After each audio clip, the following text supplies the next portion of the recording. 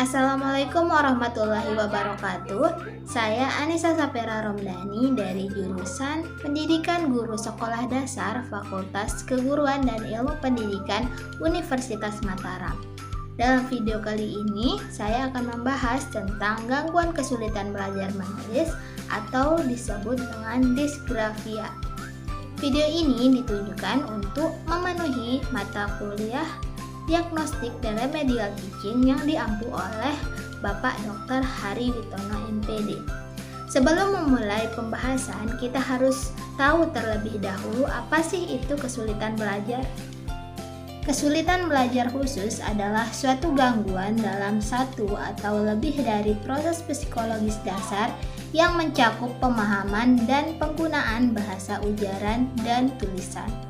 Gangguan tersebut nampak dalam bentuk kesulitan mendengarkan, berpikir, berbicara, membaca, menulis, mengeja, atau berhitung. Nah, di dalam video kali ini kita akan membahas tentang kesulitan belajar menulis atau biasa disebut dengan disgrafia. Disgrafia adalah kesulitan khusus di mana anak-anak tidak bisa menuliskan atau mengekspresikan pikirannya ke dalam bentuk tulisan karena mereka tidak bisa menyuruh atau menyusun kata dengan baik dan mengkoordinasikan motorik halusnya, dalam hal ini tangan, untuk menulis. Pada anak-anak, umumnya kesulitan ini terjadi pada saat anak mulai belajar menulis. Kesulitan ini tidak tergantung kemampuan lainnya. Seseorang itu bisa sangat fasih dalam berbicara dan keterampilan motorik lainnya, tetapi mempunyai kesulitan dalam menulis. Kesulitan dalam menulis biasanya menjadi problem utama dalam rangkaian gangguan belajar, terutama pada anak yang berada di tingkat SD. Gangguan ini juga bukan akibat dari kurangnya perhatian orang tua dan guru terhadap si anak ataupun keterlambatan proses visual motoriknya. Disgrafia adalah learning disorder dengan ciri perifernya berupa ketidakmampuan menulis, terlepas dari kemampuan anak dalam membaca maupun tingkat inteligensinya. Disgrafia diidentifikasi sebagai keterampilan menulis yang secara terus-menerus berada di bawah ekspektasi jika dibandingkan usia anak dan tingkat inteligensinya. Ada beberapa ciri khusus anak dengan gangguan kesulitan belajar menulis ini. Di antaranya yang pertama, terdapat ketidakkonsistenan bentuk huruf dalam tulisannya. Yang kedua, saat menulis, penggunaan huruf besar dan huruf kecil masih tercampur. Yang ketiga, ukuran dan bentuk huruf dalam tulisannya tidak proporsional. Yang keempat, anak tanpa harus berusaha keras saat mengkomunikasikan suatu ide, pengetahuan, atau pemahamannya lewat tulisan. Yang kelima, sulit memegang ballpoint maupun pensil dengan mantap. Yang keenam, caranya memegang alat tulis seringkali terlalu dekat, bahkan hampir menempel dengan kertas.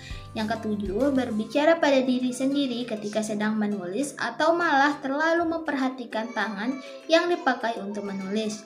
Yang kedelapan, cara menulis tidak konsisten, tidak mengikuti alur garis yang tepat dan proporsional. Yang kesembilan, tetap mengalami kesulitan meskipun hanya diminta menyalin contoh tulisan yang sudah ada. Nah, sekarang kita akan membahas apa sih penyebab disgrafia atau kesulitan belajar menulis ini. Nah, secara spesifik, penyebab disgrafia tidak diketahui secara pasti. Namun, apabila disgrafia terjadi secara tiba-tiba pada anak maupun orang yang telah dewasa, maka diduga disgrafia ini disebabkan oleh trauma kepala, entah itu karena kecelakaan, penyakit, dan juga lain sebagainya. Di samping itu juga para ahli juga menemukan bahwa anak dengan gejala disgrafia terkadang mempunyai anggota keluarga yang memiliki gejala serupa. Demikian ada kemungkinan faktor herediter ikut berperan dalam disgrafia. Seperti halnya disleksia, disgrafia juga disebabkan faktor neurologis, yakni adanya gangguan pada otak bagian kiri depan yang berhubungan dengan kemampuan membaca dan juga menulis. anak mengalami kesulitan dalam harmonisasi secara otomatis antara kemampuan mengingat dan menguasai gerakan otot menulis huruf dan angka. Kesulitan ini tak terkait dengan masalah kemampuan intelektual, kemalasan, asal-asalan menulis, dan juga tidak mau belajar. Ada beberapa hal yang bisa dilakukan orang tua untuk membantu anak dengan gangguan kesulitan belajar menulis ini. Di antaranya yang pertama, pahami keadaan anak terlebih dahulu. Sebaiknya pihak orang tua, guru, atau pendamping memahami kesulitan dan keterbatasan yang dimiliki oleh disgrafia. Berusahalah untuk tidak membandingkan anak seperti itu dengan anak-anak lainnya. Sikap itu hanya akan membuat kedua belah pihak, baik orang tua atau guru maupun anak tersebut, merasa frustasi dan juga stres. Jika memungkinkan, berikan tugas-tugas menulis yang singkat saja setiap hari, atau bisa juga orang tua dari si anak meminta kebijakan dari pihak sekolah untuk memberikan tes kepada anak dengan gangguan ini secara lisan, bukan secara tulisan. Yang kedua, menyajikan tulisan cetak. Berikan kesempatan dan kemungkinan kepada anak disgrafia untuk belajar menuangkan ide dan konsepnya dengan menggunakan komputer atau mesin tik. Ajari dia untuk menggunakan alat-alat agar dapat mengatasi hambatannya. Dengan menggunakan komputer, anak bisa memanfaatkan sarana korektor ejaan agar ia mengetahui kesalahannya. Yang ketiga adalah dengan membangun rasa percaya diri anak. Nah, berikan pujian wajar pada setiap usaha yang dilakukan anak. Jangan sekali-kali menyepelekan atau melecehkan, karena hal itu akan membuatnya merasa rendah diri dan juga frustasi.